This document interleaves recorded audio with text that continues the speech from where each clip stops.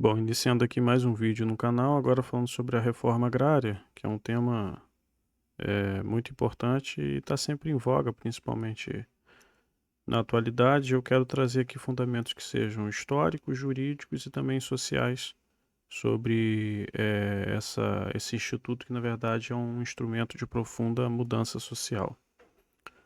E aí, conforme for avançando nos temas, nos slides, vou comentando mais sobre ele. Primeiro debater o que é em si a reforma agrária, né? E aí eu deixo aqui uma reflexão de início, que é: a terra deve ser tratada apenas como patrimônio privado ou também como instrumento de interesse social? Quando a gente chega para esse tipo de análise, a gente precisa entender primeiro qual que é o conceito de terra em si. Se ela vai ser considerada um ativo meramente financeiro ou um instrumento vital para a dignidade humana. É importante ter a ideia de que quando a gente fala especificamente da terra, a gente está falando daquele ambiente no qual vão ser produzidas não só a questão da moradia, mas principalmente a questão da produção para alimentação, para a produção de renda de um modo geral. Então, esse tipo de pergunta sobre a conceituação da terra é uma questão que já divide pensadores há muito tempo, né? O quanto que a terra, ela, ao mesmo tempo, funciona como um ativo financeiro, uma mercadoria, e o quanto que ela é o ambiente de desenvolvimento básico para a dignidade humana. E aí, quando a gente tem a atuação do Estado na questão da terra, antes que a gente entre em detalhes com relação à reforma agrária, a gente precisa entender alguns conceitos básicos. Primeiro, ali, a diferença entre política agrícola e reforma agrária, né? O que é uma coisa e outra? A política agrícola, ela é aquele mecanismo através do qual ele atua sobre a produção. É o Estado tentando fomentar que uma produção ocorra de uma forma mais escalonada. Então, o Estado vai oferecer subsídio, vai ter apoio para que a terra produza mais. E a gente tem isso no Brasil, principalmente no agro, na forma de estímulo, por meio de empréstimos para que o produtor consiga ter acesso a insumos, defensores agrícolas, enfim. Já a reforma agrária, é importante dizer que a reforma agrária ela não atua sobre a produção em si, ela atua sobre essa estrutura. Vou colocar aqui do lado. Ela atua sobre uma estrutura fundiária. E aí, quando a gente fala de estrutura fundiária, a gente está querendo dizer que o Estado, na reforma agrária, ele está intervindo para reorganizar a distribuição de terras. É óbvio que o intuito final, como nós vamos perceber, ele é um intuito também de favorecimento da produtividade. Mas o escopo inicial não é a produção em si. O escopo não seria gerar riqueza, necessariamente falando, num primeiro momento, mas democratizar o uso para que quem não tem acesso à terra passe a ter. E a moradia na reforma agrária, ela é uma consequência do acesso à terra. E aí é importante fazer esse destaque de que reforma agrária é diferente da reforma urbana. Na reforma agrária, nós estamos tratando especificamente do campo, que é o espaço onde é desenvolvida a agricultura e é onde começa, ainda mais num país de dimensões continentais como o Brasil, onde começam todas as características de produção, não só para desenvolvimento de riqueza, mas também para a alimentação de um povo. Então, a gente precisa da terra nesse contexto. E aí eu trouxe aqui dois pensadores que talvez sejam bem conhecidos de vocês. O primeiro é o José Gomes da Silva. O José Gomes da Silva ele tem uma atuação assim muito importante. Ele escreve um livro na década de 60 que ele vai falar da democratização do acesso à terra e de que isso significa, no final das contas, uma distribuição de cidadania. Porque o que que o José Gomes da Silva ele vai focar? De que a reforma agrária ela não é um assistencialismo. Ela seria um pilar central do capitalismo moderno, segundo o José Gomes da Silva. Do capitalismo democrático e moderno. Então, o acesso para que a pessoa exercesse a cidadania, ele precisaria ser integral. Precisaria ser em infraestrutura, seria em crédito, seria em tecnologia, mas a distribuição de cidadania seria uma forma de oportunizar que a pessoa conseguisse desenvolver o seu desenvolvimento mais básico. E aí estamos falando especificamente da questão do trabalho, que é uma mudança na natureza e que a pessoa teria acesso ao espaço para realizar essa mudança. Então, o Zé Gomes da Silva ele vai falar que a concentração de terras por meio de poucas pessoas, ela dificulta, ela obsta, né? Ela forma também uma concentração de renda e de poder político como consequência natural dessa concentração. Ele tem esse livro, eu vou deixar aqui escrito para vocês, quem tiver interesse. O Zé Gomes da Silva ele tem um livro que ele escreve que é ali na década de 70, no comecinho da década, ele vai falar a reforma agrária. Reforma agrária no Brasil. Eu acho que é 71, se não me engano. E dá exatamente esse contexto de como essa democratização do acesso à terra também alcançaria o, o viés de entregar direitos ligados à cidadania. O José de Souza Martins é outro José, só que ele vai verificar a questão agrária como um fenômeno social e histórico. E ele vai verificar muito essa questão da estrutura de luta de classes, ou seja, a necessidade de se fazer uma reforma no contexto agrário para o José de Souza Martins, ela advém de uma estrutura que está calcada na organização fundiária brasileira. Então, ele é um sociólogo, ele vai escrever já no finalzinho da década. O José Gomes da Silva escreve, se não me engano, em 71 e José de Souza Martins ali em 79. Ele escreve um livro muito interessante que é O Cativeiro da Terra. O Cativeiro da Terra. E o José de Souza Martins, ele tenta verificar esse conflito das próprias relações humanas, né? De uma sociedade que se recusa a integrar os mais desfavorecidos, né? E de como a modernização do campo ela acabou sendo feita de uma forma muito enviesada, que não operou a modernização do próprio sistema capitalista em cima do qual é erigida a sociedade. E isso é muito tenebroso, porque o nosso sistema, aqui falando da realidade brasileira, ele acaba sendo feito às custas de muita exploração, né, de expulsão da pessoa do acesso ao campo, de exploração do camponês, do escravizado. Então, é uma situação que ela entra no cerne dessa exclusão social. E tanto o José Gomes da Silva como o José de Souza Martins, eles trazem essa perspectiva que eu considero que tanto de um como de outro, essas são iniciais no contexto do que se pretende tratar aqui da questão da reforma agrária. E aí, seguindo aqui na exposição, como que se deu a formação histórica da propriedade rural no Brasil? Eu coloquei aqui que a colonização ela foi estruturada para produzir riquezas para a metrópole e não para distribuir as terras. É importante identificar que no processo de exploração do Brasil, né, por Portugal, tem pessoas que fazem a diferenciação entre ser colônia de povoamento ou de povoação e colônia de exploração.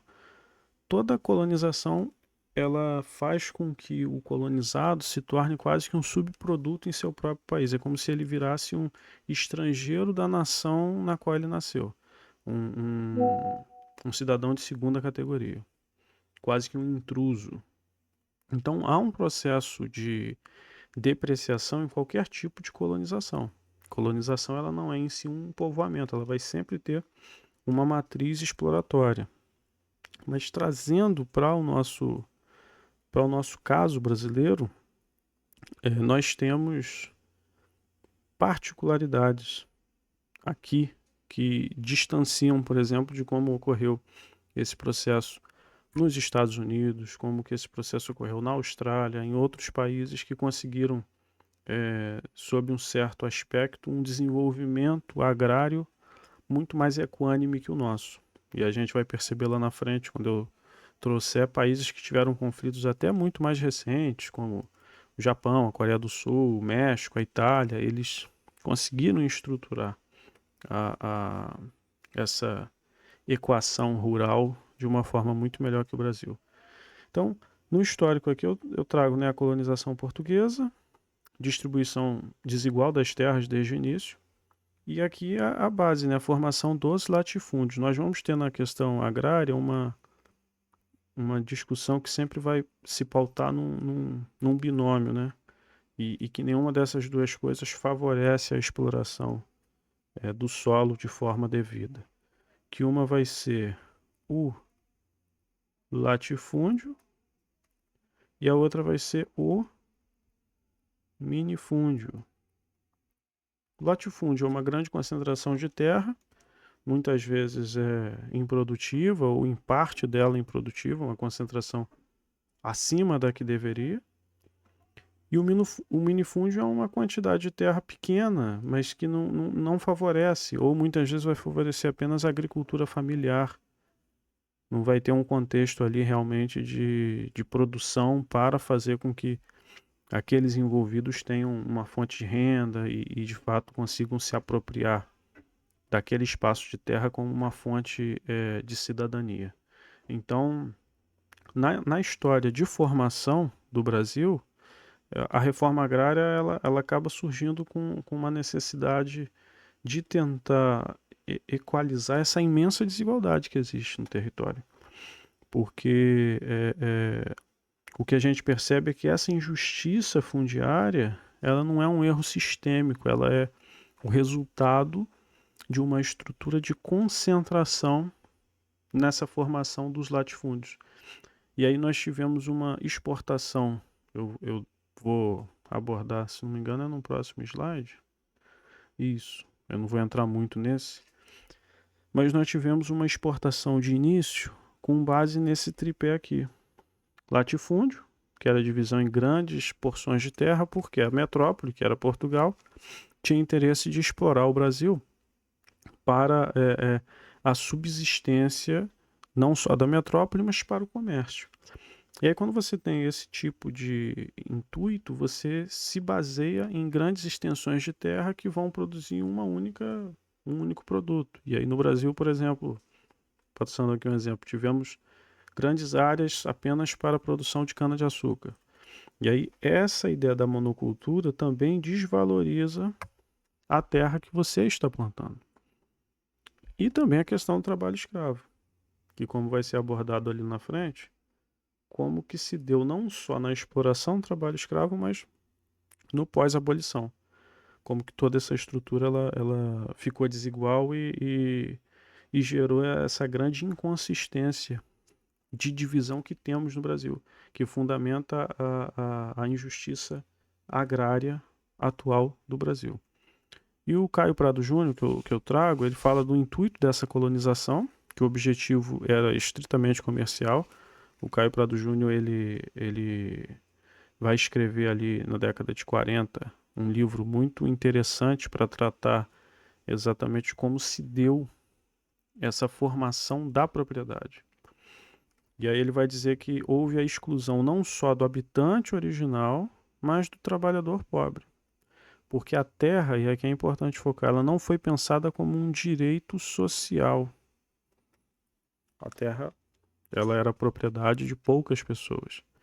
E acabou sendo uma ferramenta para a geração de lucros para o exterior. E mais à frente, quando debatermos, quando estivermos debatendo a questão da função social da propriedade, vamos entrar nesse conflito aparente de direitos fundamentais, né? Se vale o quê? Para o direito à propriedade ou se vale mais o bem-estar social das pessoas envolvidas ali, da coletividade. E o Caio Prado Júnior ele vai se debruçar muito sobre essa ideia que ele focaliza de que a colonização não tinha como intuito a formação de uma sociedade. Era única e exclusivamente a ideia de ver o Brasil como um espaço de criação de riquezas, um espaço de exploração comercial. E aí você trata a terra como mercadoria. Você não vai tratar a terra minimamente como um meio de entrega de direitos. Você encara a terra, e não só a terra, como toda a nação que você está colonizando, como um instrumento para produzir apenas riqueza para a metrópole. E aí temos na formação do Brasil esse primeiro problema, que é um problema de origem de qual era o escopo da tomada aqui do Brasil por Portugal. E aí, falando mais sobre como se deu isso de forma prática, a gente precisa falar do sistema de capitanias hereditárias e sesmarias. Nós tivemos ali na formação do Brasil, logo após a tomada, né, por Portugal. Aqui, vou tentar fazer um desenho bem. Mas nós temos aqui como se fosse a costa brasileira, e nós tivemos uma divisão em que se pegou essa grande extensão de terra daqui para dentro e se dividiu de forma grosseira mesmo em capitanias. Cada extensão de terra dessa imensa era uma capitania, e ela era entregue para um capitão, né? Alguém que recebia como um donatário aquele espaço de terra quase para gerenciar a mando, naturalmente, da coroa portuguesa. E essas fatias que foram feitas do território nacional, elas geraram um problema grandioso. Porque como que você vai conseguir criar minimamente uma estrutura de desenvolvimento da terra, ainda mais num país que tem dimensões continentais, com essa doação de terras tão grandiosas a poucas pessoas? E aí, dentro do sistema de capitanias, que aqui eu falo, essa concentração ela se dá desde o século XVI. Então, dentro desse sistema, a gente tem a estrutura das sesmarias. Porque dentro das capitanias são formadas sesmarias. Sesmaria vem de um termo que seria a sexta parte.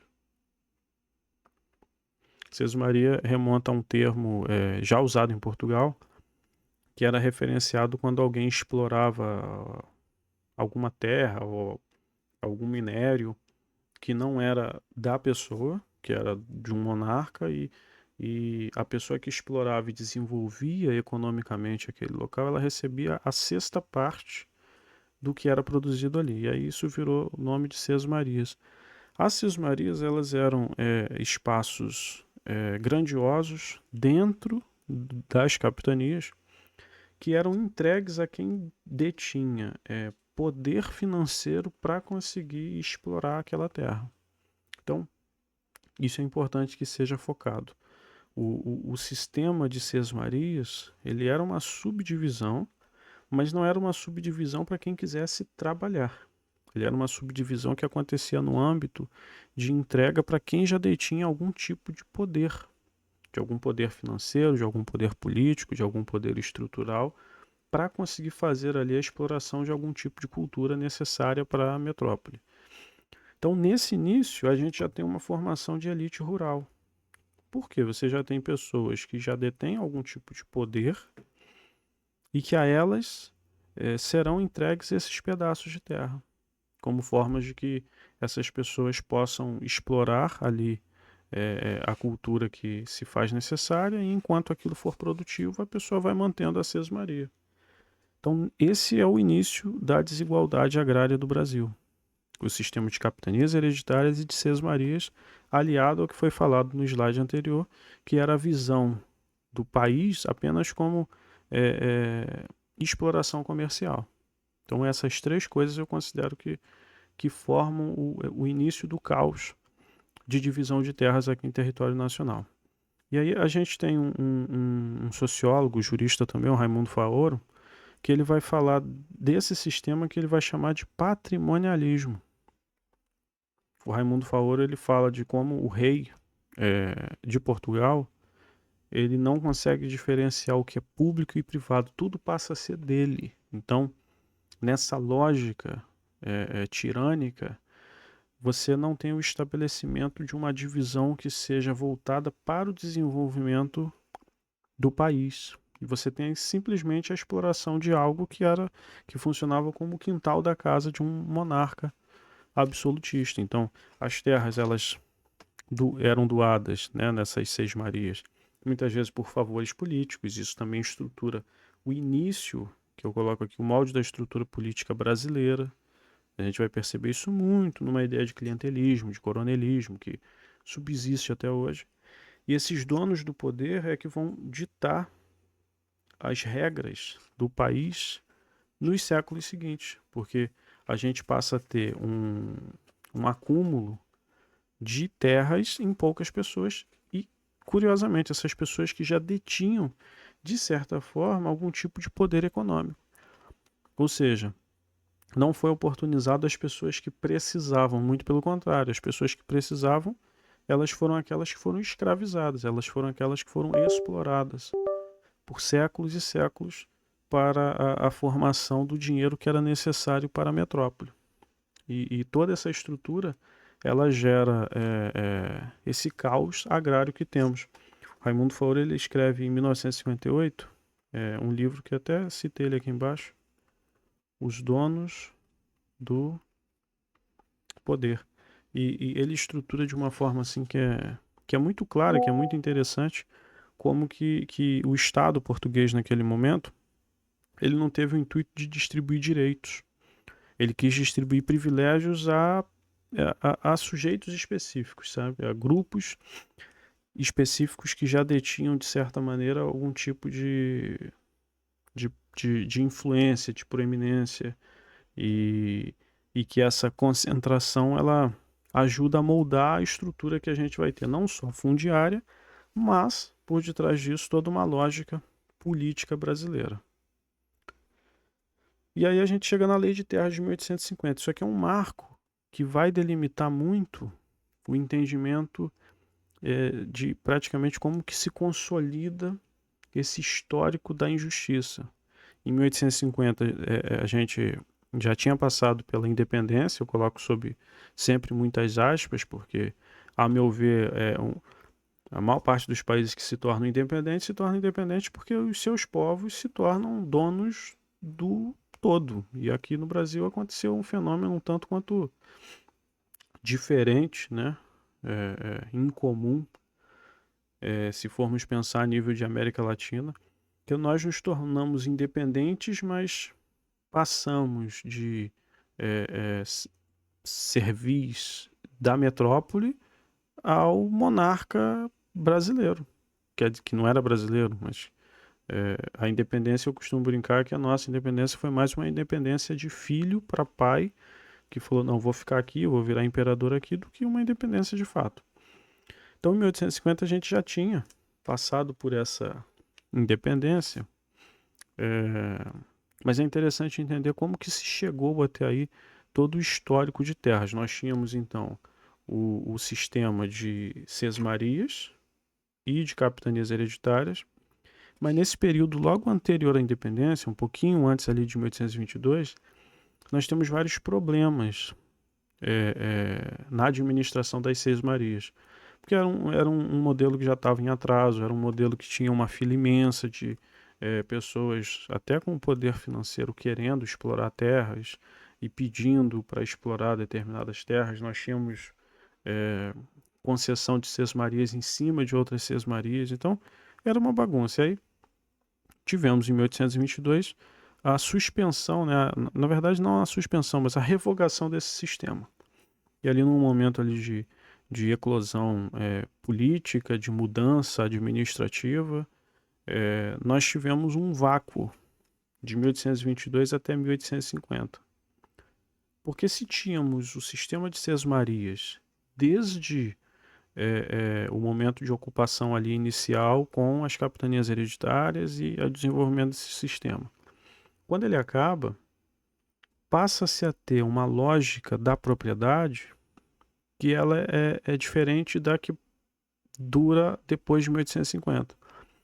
Que essa lógica desse vácuo legal indicava que a terra ela podia ser sua desde que você a ocupasse de forma pacífica e nela exercesse algum tipo de função, de produção, né? Ali não se falava de função da propriedade, era mais uma produção agrícola.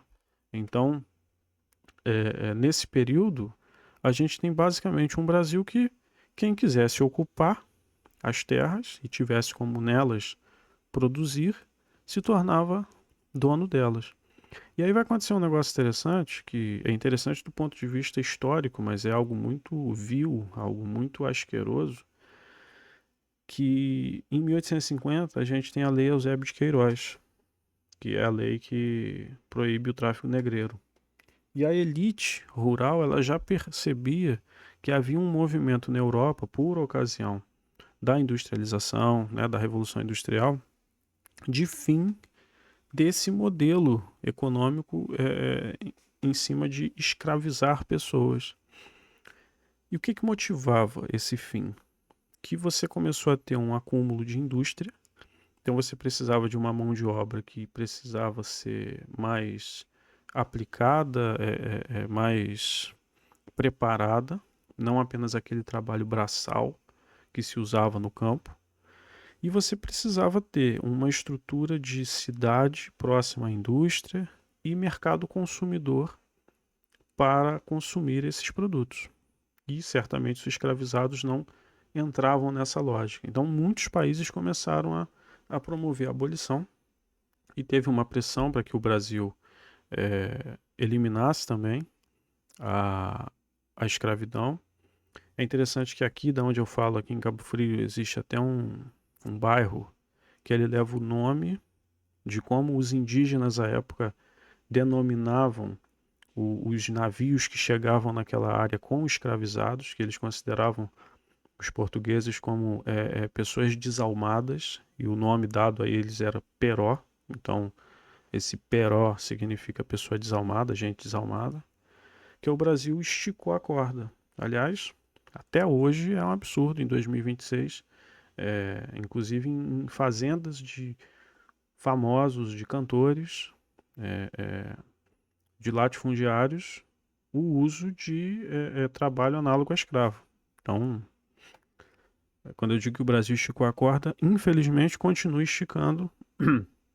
E uma coisa que é triste de se notar no Brasil, perceba qualquer famoso aí que você pesquise sobre trabalho escravo que foi encontrado em fazenda. Ele nunca é preso. O máximo que vai acontecer com ele é o pagamento de alguma multa muito alta ou, num caso extremo, que eu nunca vi, a desapropriação, que é a venda forçada, ou seja, a administração, né, o Estado vai lá e compra compulsoriamente aquele pedaço de terra por não exercer a função social. Então, nós temos uma estrutura tão inválida em pleno 2026 que a punição é pagar, e quando a pessoa que explora o trabalho escravo de outra, ela tem como punição ter de pagar, ela está se utilizando do trabalho escravo para, inclusive, o pagamento da multa. Então, uma estrutura totalmente viciada até no século XXI. Até hoje, né? E queremos ver quando é que isso vai acabar. Então, nesse panorama de primeira metade do século XIX, nós temos a independência, a noção de que a abolição ela estava iminente, ela ocorreria ali depois de 38 anos, né, 1888, mas nós temos uma pressão. A elite rural ela força que haja uma lei para regulamentar a terra no Brasil. Por quê? Primeiro porque a gente tinha nesse vácuo legal, como eu falei, uma ideia de que ocupou produziu, é sua. E a elite rural, com extensões de terras imensas, não gostaria de se ver desguarnecida em muitos de seus territórios por pessoas que começassem a ocupar aquilo ali. E a iminência da abolição também tornava iminente um dos países que mais trouxe escravizados, né, o Brasil, que você tivesse uma quantidade imensa de pessoas sem ter onde morar. E, naturalmente, o que essas pessoas fariam? Essas pessoas iriam para o campo e iriam começar a produzir no campo. Então, a Lei de Terras em 1850 ela é um instrumento muito vil, é um instrumento horroroso, porque ela regulamenta, mas ela não regulamenta no sentido de fazer com que exista algo organizado. E aí eu trago aqui as palavras de Emília Viotti. A Emília Viotti vai dizer exatamente isso. A lei de terras ela não é feita para organizar, ela é feita para excluir. E esse é o mecanismo que chancela, que legitima todo a falta de viabilidade rural, toda a desigualdade no campo. Porque a gente passa a ter um movimento em que você se comprovasse ser dono da terra, a terra passava a ser sua. E naquele momento o Brasil quis delimitar o que já tinha dono e o que não teria dono era dele. Seriam as terras devolutas, né? Seriam terras que antigamente já foram exploradas por alguém, mas que agora pertenceriam à União. Mas esse não foi um escopo de organização. Esse foi um escopo de exclusão forçado principalmente pelas elites rurais. E a Emília Viotti ela vai trazer a lei de terras como um fundamento de obrigar o trabalho nessas fazendas. Porque se essas pessoas, se esses escravizados que estavam por ter a abolição, se eles não tinham onde morar, e com a lei de terras, se eles não tinham como pegar terras para tornarem essas terras suas, você tinha ali a geração de uma mão de obra praticamente de reserva para trabalhar por valores assim que não seriam correspondentes a nenhum tipo mínimo de valorização ou de direito. Então, essa análise ela é muito importante porque é o ponto em que a gente legitima a estrutura que vige até hoje. E a Emília Viotti ela percebe isso. Ela escreve Da Senzala à Colônia. Isso é um livro da metade do século agora 20. Deixa eu colocar o nome aqui. Da Senzala à Colônia. Esse é um livro da década de 60, em que basicamente essa noção de como esse instrumento legislativo ele conduziu à legitimação do atraso. Porque esse seria um momento de tentar dar dignidade às pessoas, de tentar fazer um instrumento aí que fosse muito interessante de democratização. Mas o que houve, na verdade, foi o reforço da elite rural. Agora sob um novo governo, né? Agora sem a influência de Portugal, mas sob um governo monárquico brasileiro, né? E até nesse período, em 1853 até, que acontece a ideia das certidões paroquiais. O Brasil não tinha estrutura de como nós temos hoje, né? De estrutura governamental para regulamentar a terra, para saber quem que é dono do que, como os cartórios fazem, estava me fugindo a palavra. Então, mas o que o Brasil tinha em quase todo lugar era paróquia. Até o nome paróquia quer dizer a casa que está perto, né? É paro, que quer dizer perto, e esse óquia vem de óquios, que é casa.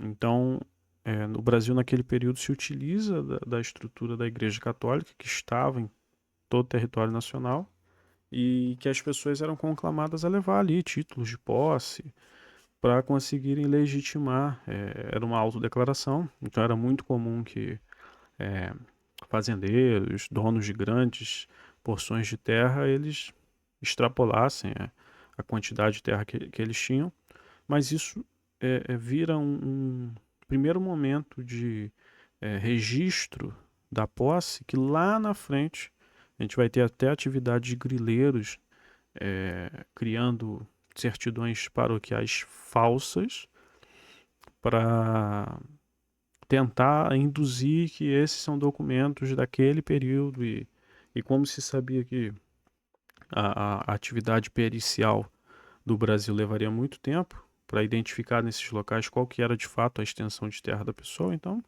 colocava-se praticamente o espaço que se desejava obter. E é, é, muita, muito excesso foi cometido nesse período.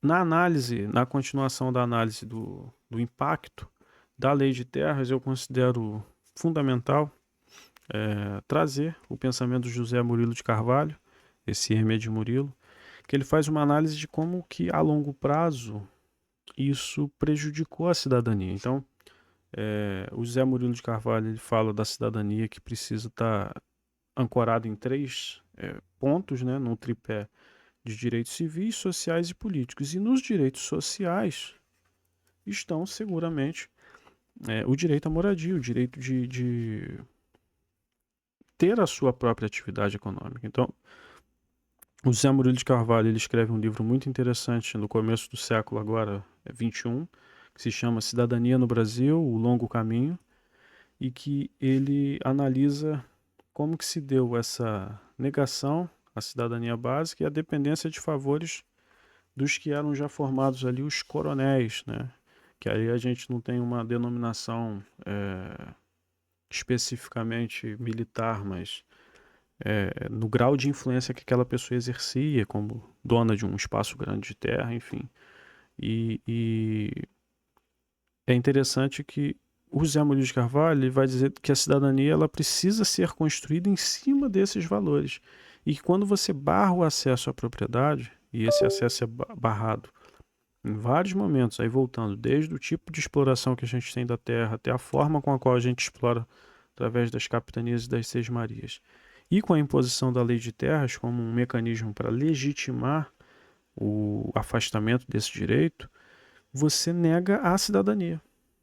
Então, é uma estrutura de Estado que vai se impondo ao longo do tempo, que faz brotar, né, que faz nascer essa exclusão moderna, né, que gera uma desigualdade social absurda. E aí, passando para um próximo slide, que eu queria comentar muito sobre exatamente nessa questão de concentração fundiária e da desigualdade social. Aí a pergunta que eu deixei foi: o que acontece com um país quando a sua estrutura fundiária é baseada em imensos latifúndios, voltados para a exportação, enquanto a maioria esmagadora da população ela se espreme em pequenos, né, em minifúndios sem recursos. E aí a gente passa por como se dá essa estrutura fundiária brasileira, nos grandes e pequenos proprietários, e como que são esses impactos sociais. Naturalmente, essa ideia de concentração fundiária ela vai estabelecer no Brasil uma estrutura viciada, uma estrutura em que você tem como fundamento, né, como consequência dessa estrutura, um problema que é de origem econômica e um outro problema que é uma tragédia social. E aí são dois autores que falam sobre isso, o Celso Furtado e o Josué de Castro, cada um a seu modo, expondo lentes de como a estrutura desigual do Brasil ela se apresenta. O Celso Furtado ele fala da questão econômica, de como a riqueza ela acaba sendo uma estrutura de exercício da cidadania que fica restrita a poucas pessoas, por conta dessa concentração latifundiária. E que isso gera um desenvolvimento travado da economia da nação. Porque você passa a ter uma estrutura para beneficiar poucas pessoas. E você não consegue ter um mercado consumidor interno forte, Então você tem, e isso a gente percebe quando tem algum impacto econômico, quando aconteceu o aumento da saca de arroz, por exemplo. Você tem a produção toda voltada, ou a maior parte dela voltada para o mercado externo, para ganhar dinheiro, porque o dólar, você tem um aumento dele, então para o produtor é interessante vender para fora, que está valendo mais, e você tem um esgotamento do recurso a nível nacional. Então, você não tem uma estrutura que beneficia o cidadão brasileiro. E essa estrutura vai prejudicando cada vez mais. É como se a terra ela fosse usada apenas para interesses privados e não para o desenvolvimento do status básico da população. E o Josué de Castro, ele vai dar uma lente que ela é mais biológica e social, que ele fala muito da questão da fome, que a fome, para ele, ela não é uma consequência da natureza. Ela é uma criação política desse latifúndio. Ela é o subproduto dessa exploração capitalista nesse modelo de entrega desigual de terras. Então, é muito interessante a visão desses autores. O Celso Furtado, ele é um economista conhecidíssimo, e essa ideia, esse projeto estruturante de desigualdade que beneficia poucos em detrimento da grande maioria das pessoas, ele tem um livro ali do final da década de 50 que vai falar da formação, acho que é formação econômica do Brasil. Eu vou deixar aqui, que eu gosto sempre de deixar as referências.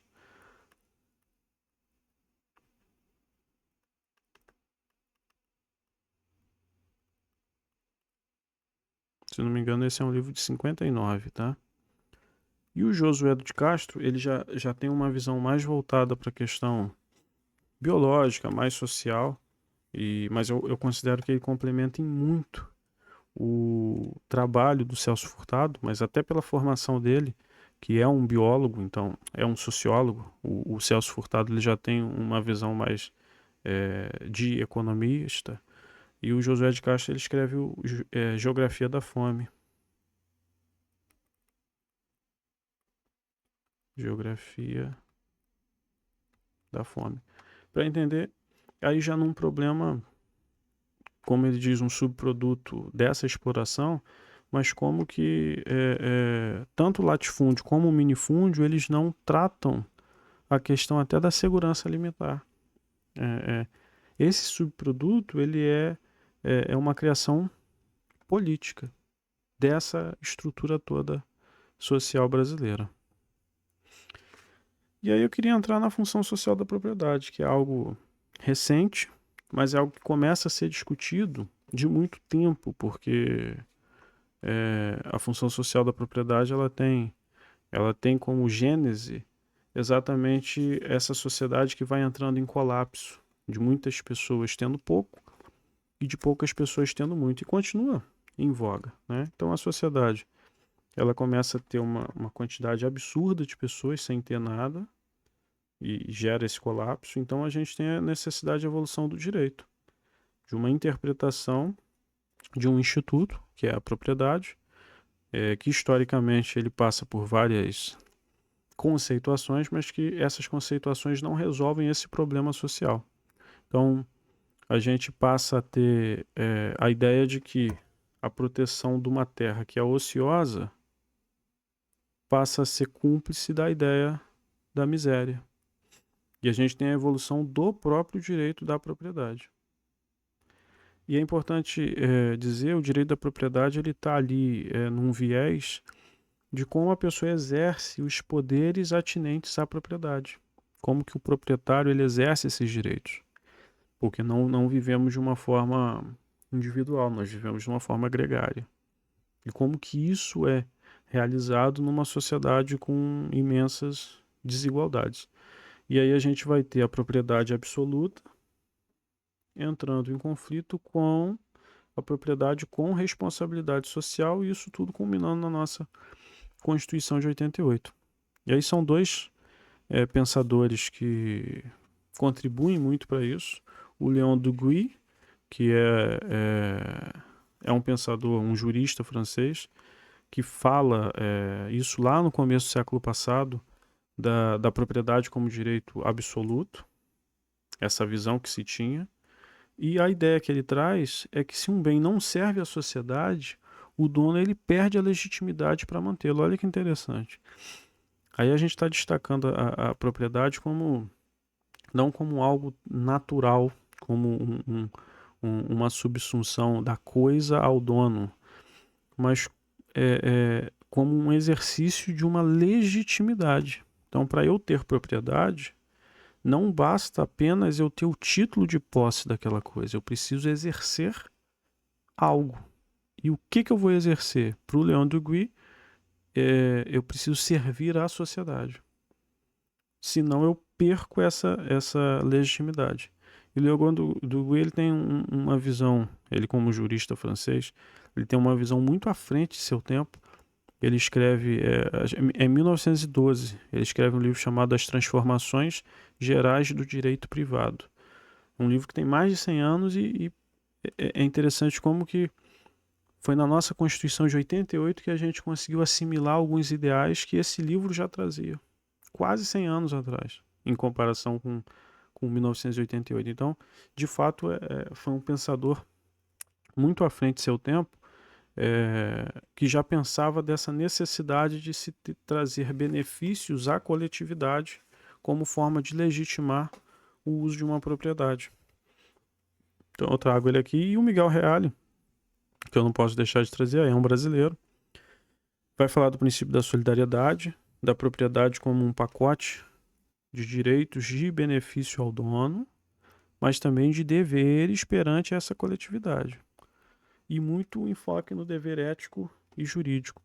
O Miguel Reale ele tem o desenvolvimento da teoria tridimensional, em que a ideia são que esses valores coletivos eles preponderam sobre os valores individualmente colocados. Então, assim, o direito à propriedade ele continua, mas para o Miguel Reale ele não pode ser exercido de uma forma egoísta.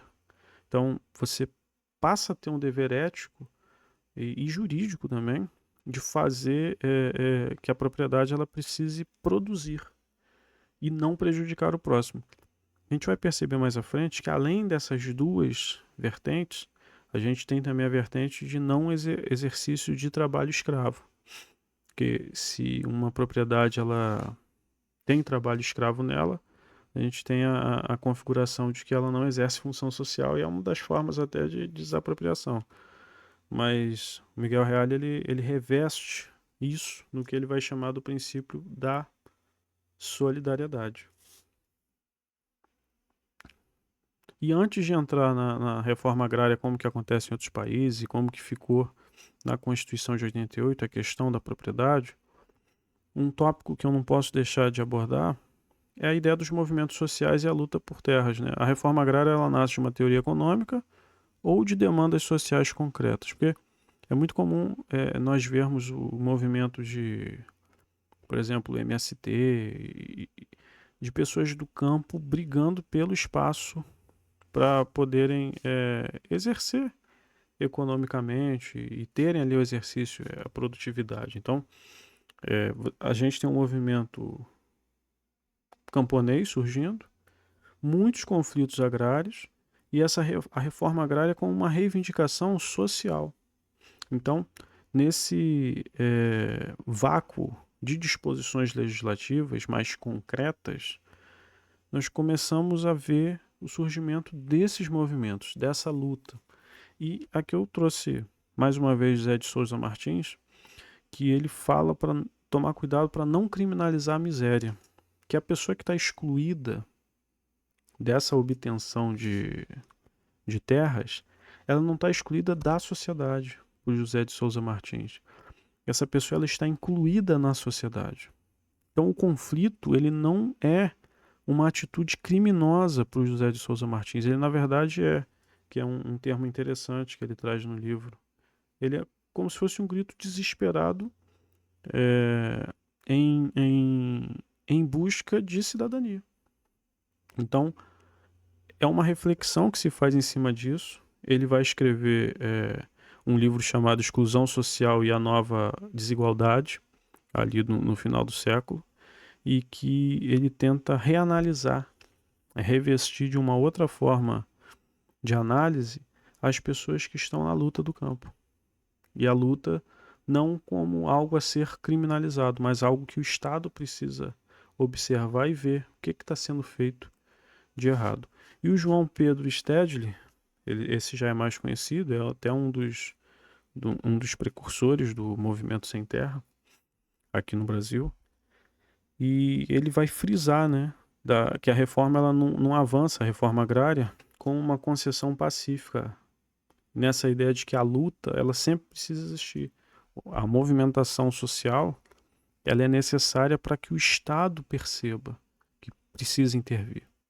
Então, ele vai frisar a necessidade de organização, a ocupação como ato de cobrança, exatamente para o Estado agir, porque ele traz, e aí num contexto muito interessante, de que as conquistas alcançadas, que foram poucas, elas não foram alcançadas como uma doação do Estado, como algo tranquilo. E ele, como economista, ele verifica muito essa questão dessa distribuição que ela só entra em pauta quando o trabalhador se organiza, quando o trabalhador reivindica, quando ele grita, quando ele faz algum tipo de cobrança mais enérgica. E que isso é fundamental para a obtenção desses direitos mais básicos. E como que se deu, no caso, a ideia da reforma agrária, como que ela ocorreu pelo mundo afora? Eu trouxe aqui 3 países que tiveram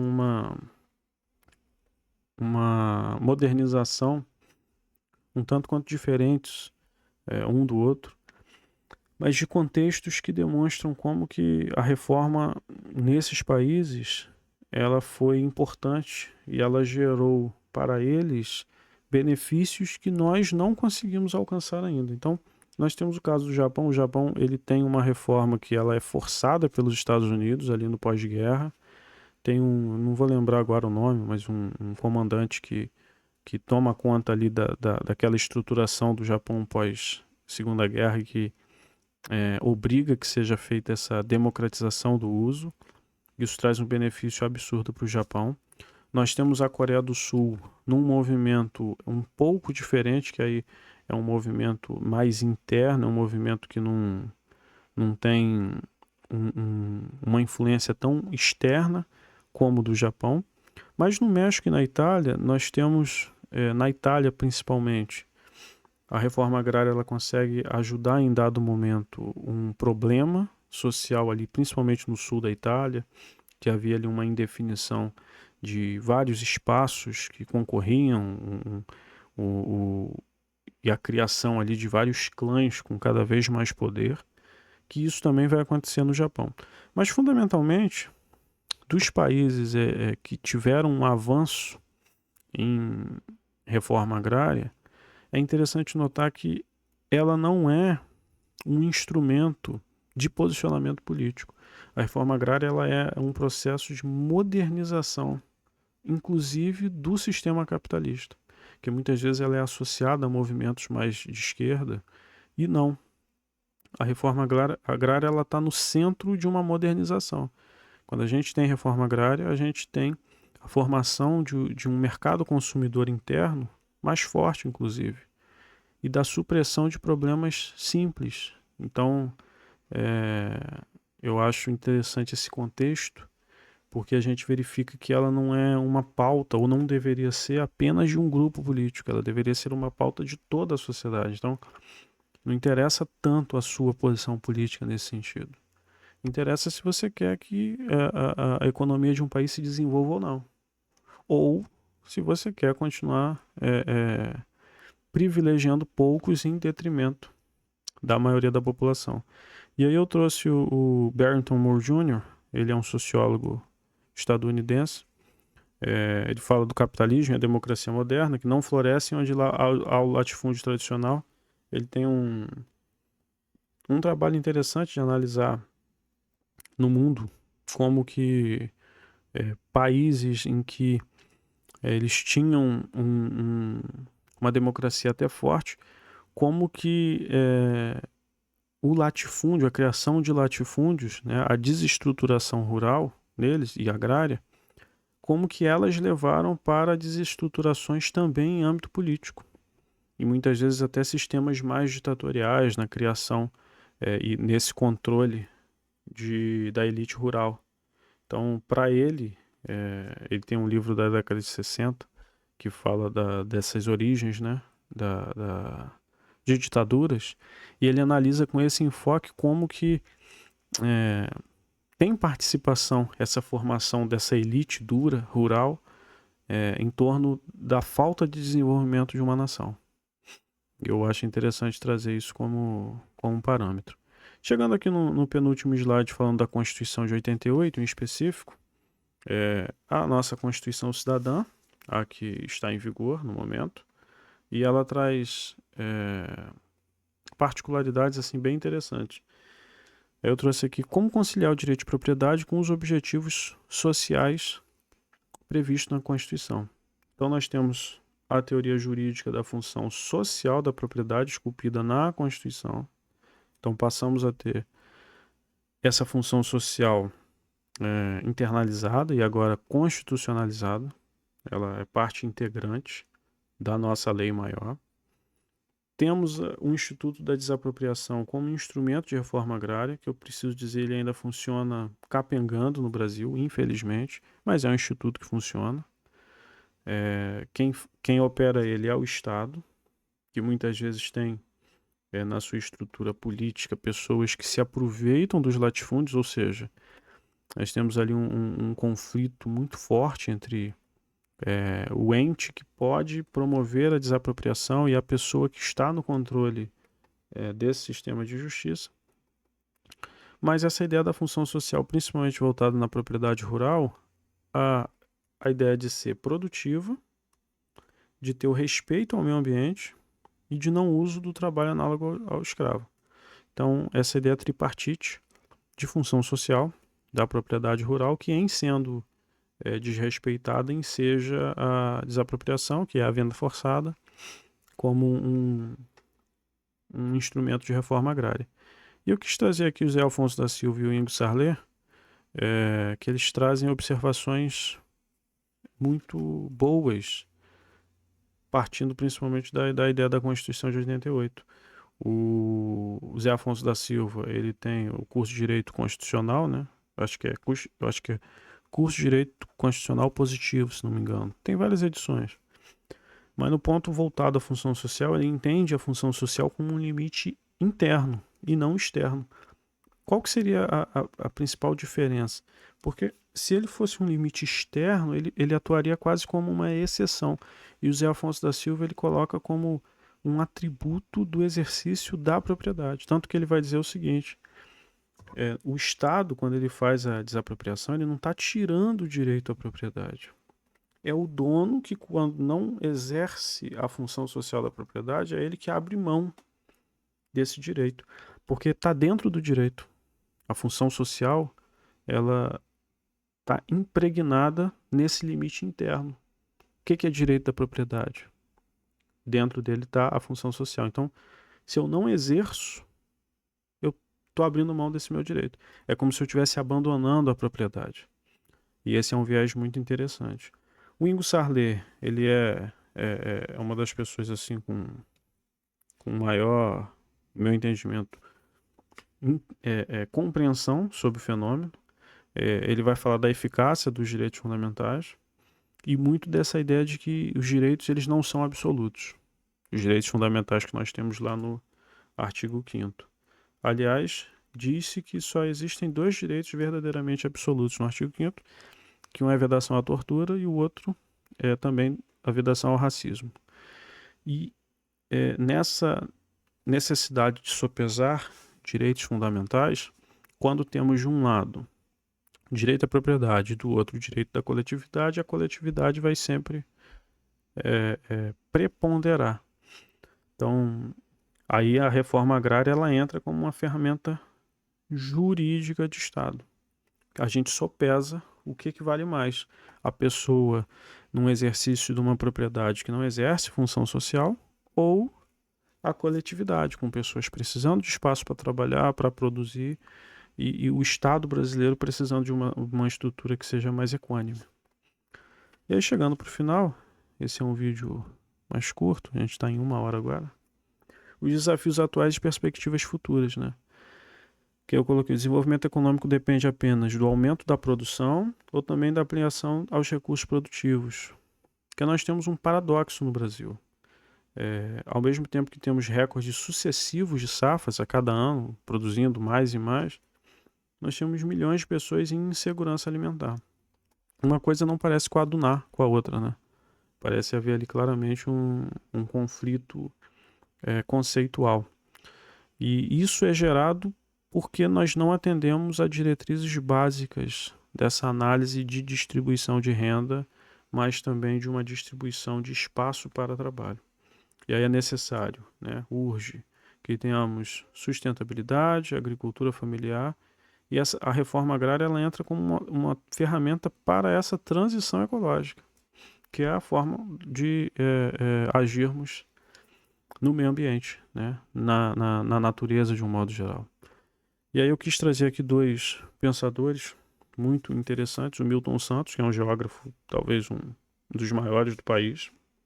Ele alerta sobre a globalização perversa, que o território não pode ser usado apenas como recurso financeiro e que esse uso precisa ser dado com base na solidariedade e na sobrevivência comunitária. E o Amartya Sen, que é um indiano, tem várias disposições e pretendo trazer muito dele em outros vídeos, inclusive, mas que vai fazer uma análise do desenvolvimento de uma determinada nação, de que o desenvolvimento de uma nação não pode ser feito apenas com base no PIB. Isso a gente costuma ver nesses índices, né? Quanto maior o PIB, maior é a nação. Que a gente fala, o Brasil, como teve a época, o Brasil passou a Índia, acho que chegou a 7º ou 8º lugar. A gente analisa só o PIB, mas o Amartya Sen ele acende um outro alerta, que e esse povo ele está vivendo com dignidade?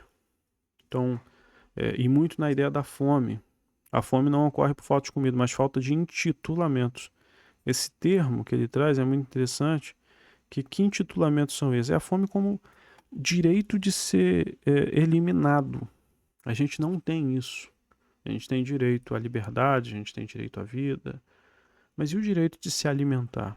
Então, será que numa perspectiva assim social, será que uma sociedade que não se alicerça com base nesses valores ou nessas diretrizes, ela pode ser considerada desenvolvida? Como que se dá esse desenvolvimento? Então, são pensamentos, são desafios que precisamos enfrentar para uma análise mais completa e mais correta. Então, acho que os principais tópicos eles foram abordados. Eu acredito que tem muito ainda a ser não só estudado, mas feito.